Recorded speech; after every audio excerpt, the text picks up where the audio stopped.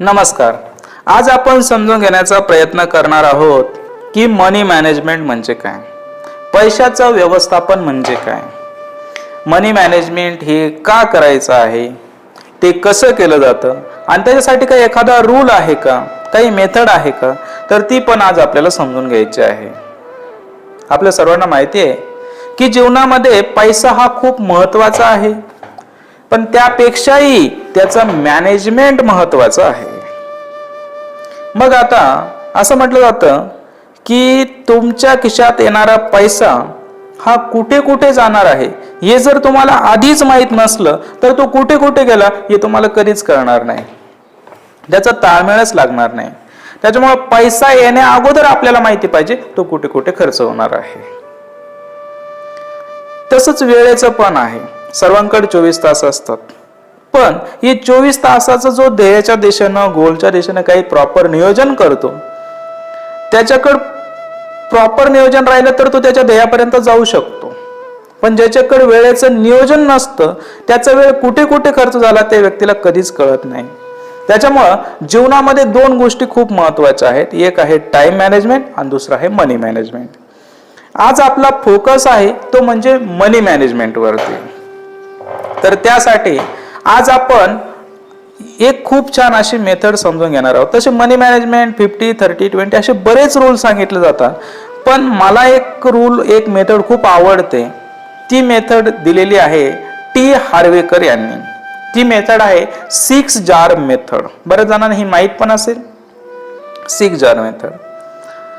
तर त्यांच्या म्हणण्यानुसार काय काय आहे तर ते आपण समजून घेऊ.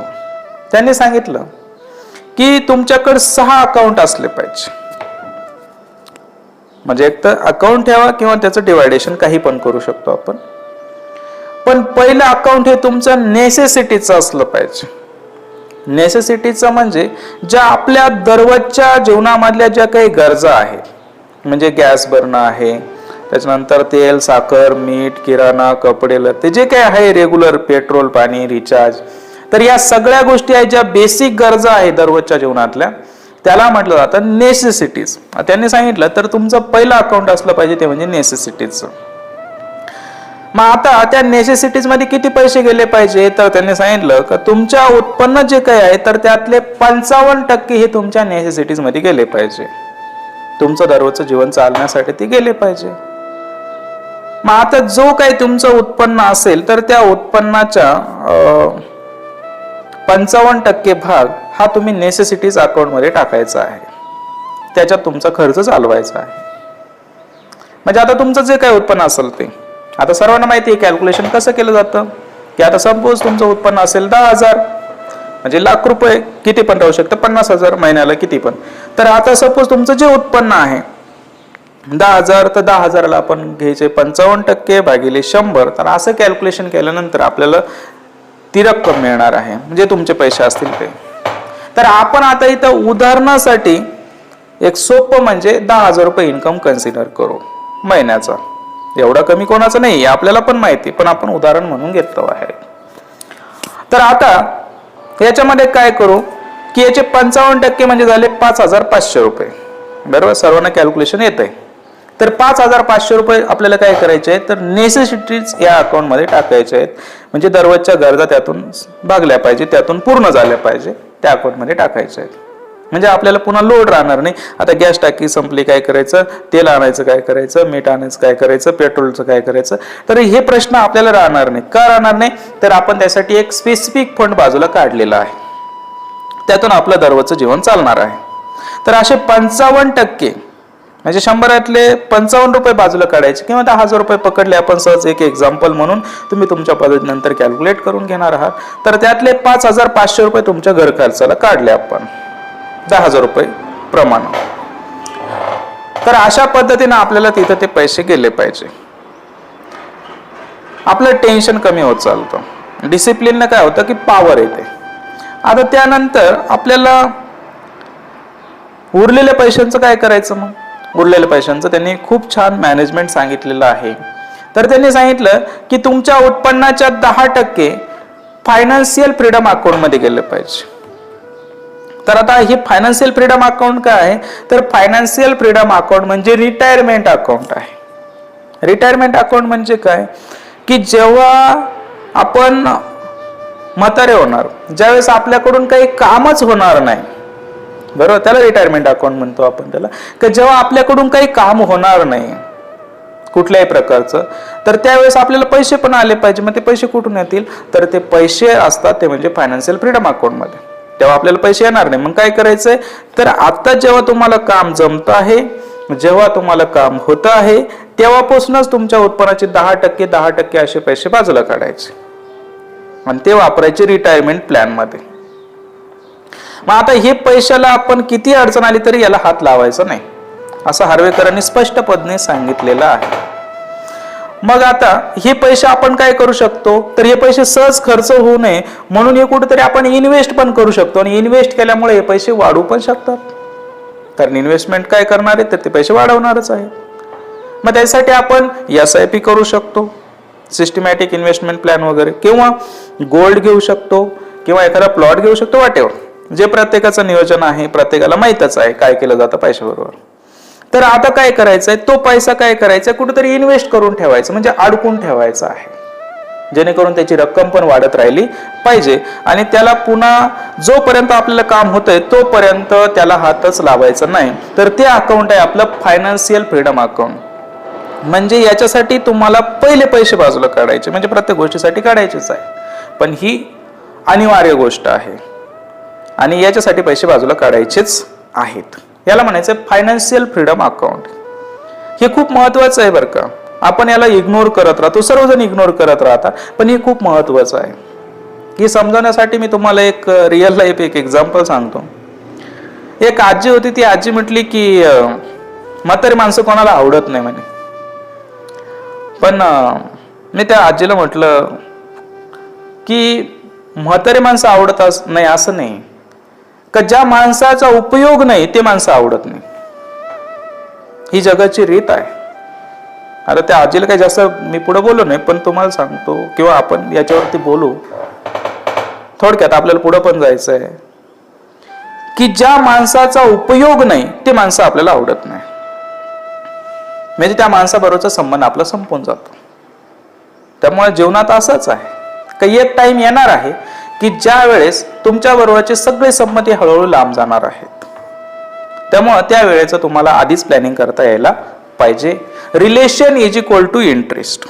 म्हणजे इंटरेस्ट म्हणजे व्याजाचं नाही म्हणत आहे मी, जीवनाचं सांगतोय. इंटरेस्ट म्हणजे आवड पण नाही.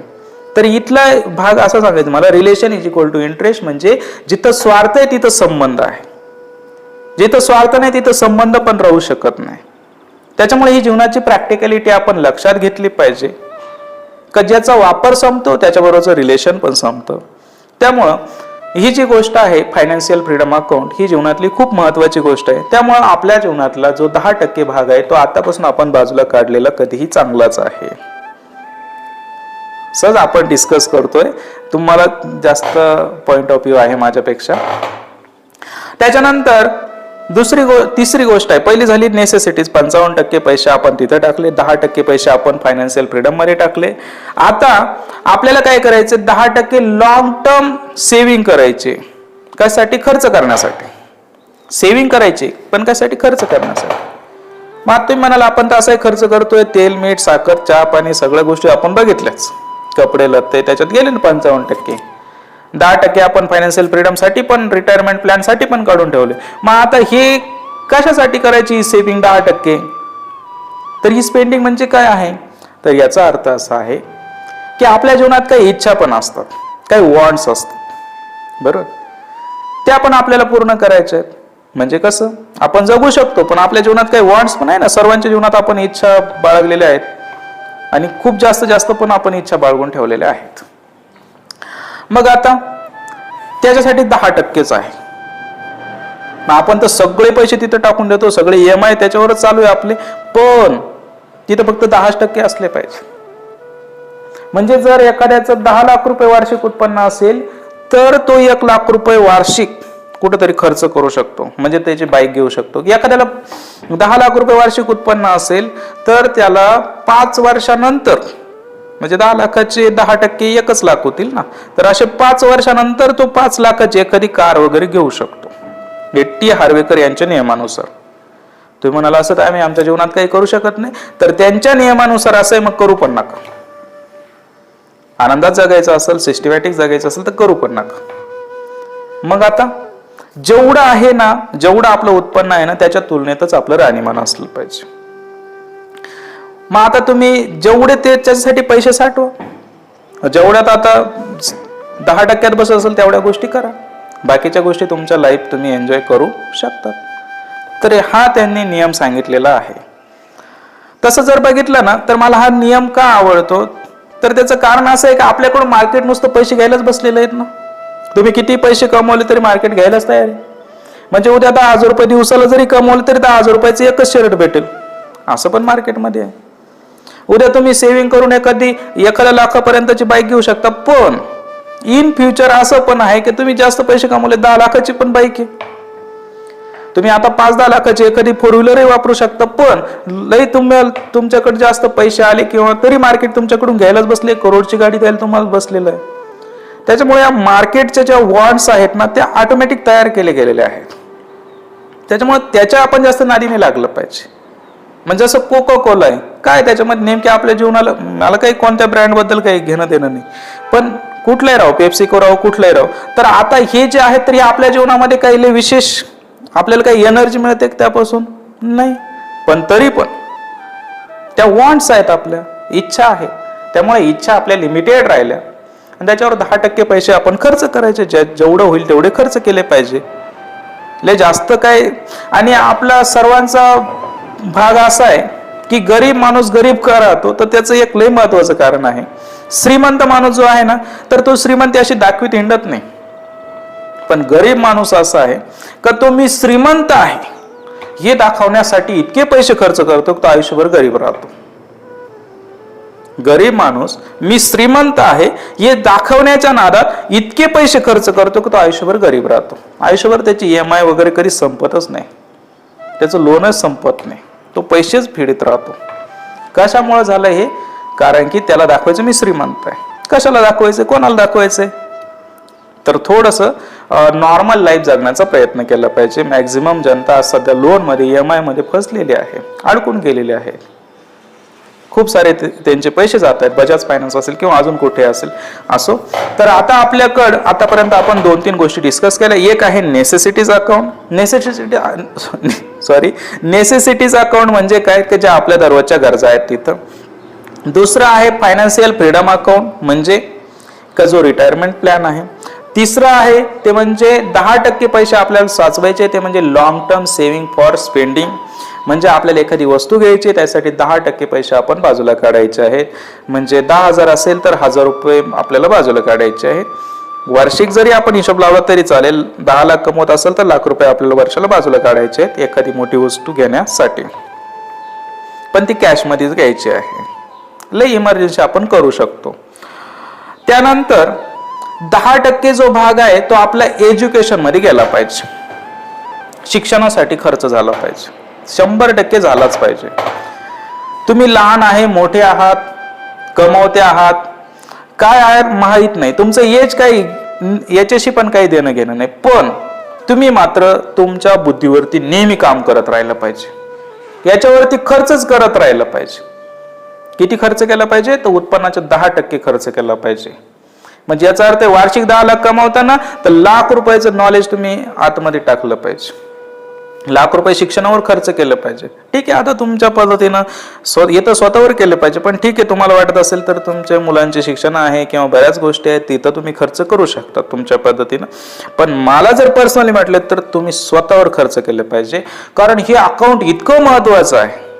म्हणजे 10,000 जरी कमवले तरी 1,000 रुपये तुमच्या एज्युकेशन वरती खर्च झाले पाहिजे, कारण की हे अकाउंट इतकं महत्वाचं आहे की हा भाग जर डेव्हलप झाला ना तर तुमचं उत्पन्न ऑटोमॅटिक वाढतं. म्हणजे फरक असाच आहे की जर आपण गळ्याच्या खाली जर मेहनत करून काम केलं तर आपलं उत्पन्न एकदम मिनिमम राहील, पण जर आपण याचा वापर करून जर काम केलं तर तुमचं उत्पन्न मॅक्झिमम व्हायला वेळ लागणार नाही. तर त्यामुळं इथं नॉलेज टाका, जेवढं भरता येईल तेवढं भरा. म्हणजे असं म्हटलं जातं ना की ROI ते एक झाला. Relation is equal to interest, तो भाग वेगळा झाला. हा आहे रिटर्न ऑन इन्व्हेस्टमेंट, असा एक प्रकार आहे ROI, return on investment. Investment वरती रिटर्न मिळते, हा एक भाग आहे. पण त्याचबरोबर सध्याच्या काळामध्ये मी तुम्हाला स्पष्टपणे सांगतो, रॉबर्ट कियोसाकीच्या भाषेतच, रिटर्न ऑन इन्फॉर्मेशन, म्हणजे ज्याच्याकडे प्रॉपर नॉलेज आहे, ज्याच्याकडे प्रॉपर स्किल आहे, त्याला येणारे रिटर्न पण तेवढ्याच जास्त प्रमाणात मिळतील. त्याच्यामुळे एज्युकेशन वरती आपण खर्च करायचे, ते किती करायचे, तर 10% आपल्याला एज्युकेशन वरती खर्च करायचे आहेतच. बर, आतापर्यंत 4 अकाउंट झाले. आता पुढचं अकाउंट आहे तर ते म्हणजे प्ले अकाउंट. प्ले अकाउंट म्हणजे काय, तर आपल्याला जीवनात मौज मजा पण झाली पाहिजे. तर किती झाली पाहिजे, तर 10%. जेवढं उत्पन्न आहे त्याच्यात 10% मौज मजा झाली पाहिजे. म्हणजे 10,000 कमवले तर 1,000 रुपये तुमचे प्ले अकाउंट वरती खर्च झाले पाहिजे. म्हणजे तुम्हाला कुठं फिरायला जायचं असेल, कोकण फिरायचं असेल, ताज हॉटेलला जेवायचं असेल, लय जास्त पैसे यायला लागले तर बाहेरच्या देशात गेले, कुठेही गेले, पण 10% पैसे तुम्ही स्वतःवर खर्च केले पाहिजे. नाहीतर जगायचं तरी काय नेमकी. ठीक आहे, जगण्याचा उद्देश म्हणजे काय मौज मजा पण नाहीये.